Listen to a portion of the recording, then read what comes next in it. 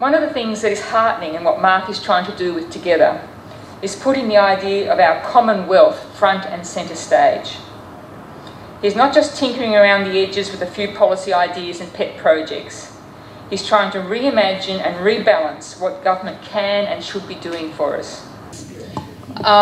So climate and energy policy in Australia has evolved or devolved into something that's quite toxic at the moment. It has directly or indirectly killed off about 5 Prime Ministers so far.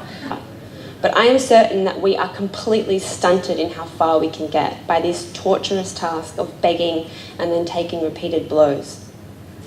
When Create New South Wales called me a couple of years back to say I won $5,000 to begin making Wonder Babes, I started crying on the phone. That's enough to pay my team for 1 week of work. That was the first time I had received a yes based off an application for one of my works. $5,000, 1 week. Tears of joy and gratitude. This is what the funding model has reduced us to.